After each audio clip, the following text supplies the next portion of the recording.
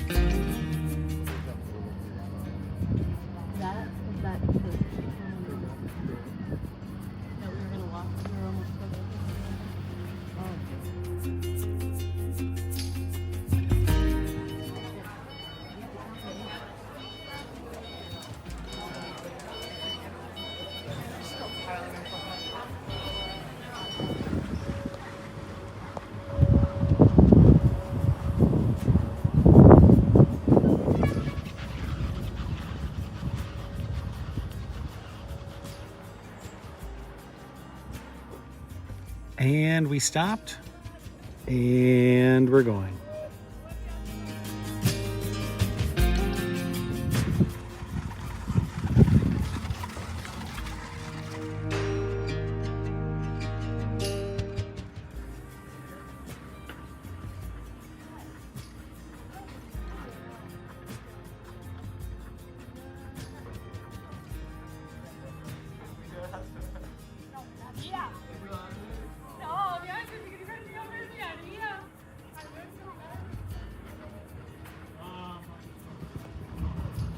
And down we go.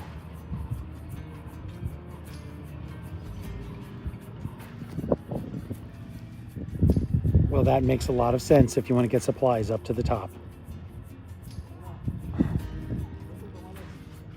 And not just water, that's Coke. And there's been some wine, I think, and it's nothing but supplies, no people. Also, look at this little garden.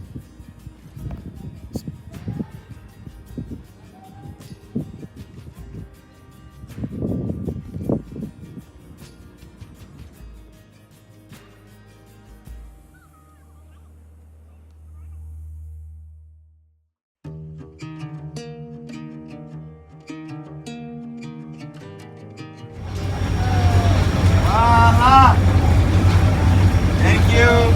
Okay, bake to my friend. Okay, cheers. Marcello.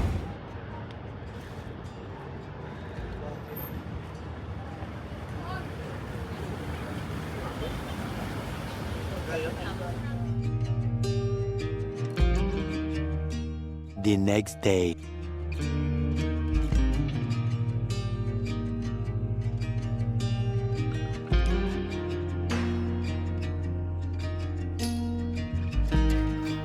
Here, at least before we leave, is the bathroom. It's a tiny little bathroom, but absolutely functional, that we shared with Linda and John. They had the downstairs room of our little unit, if you want to call it that, here at the B&B. So here's that, and then just to the right of the stairs go up to our upstairs room.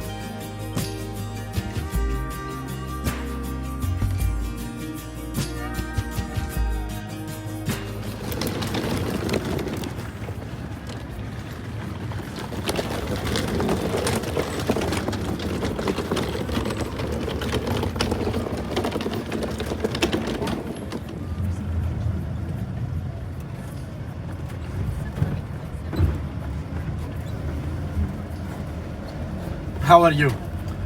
Good, warm. Good.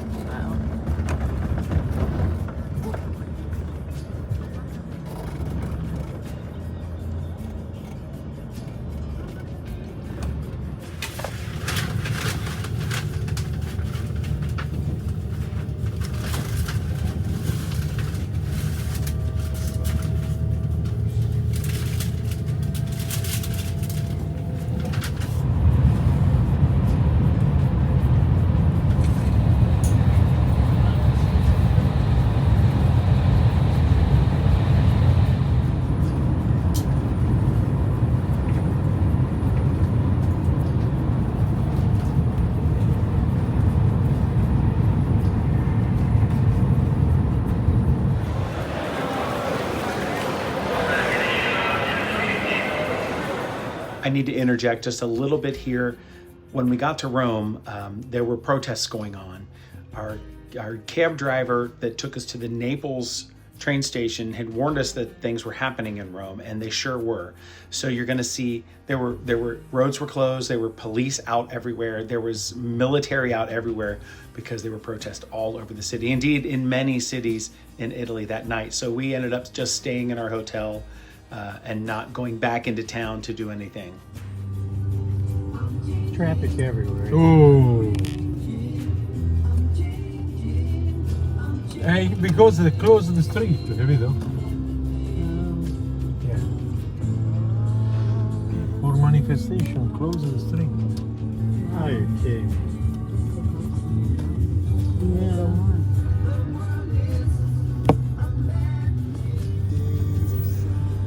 Figlio della merda.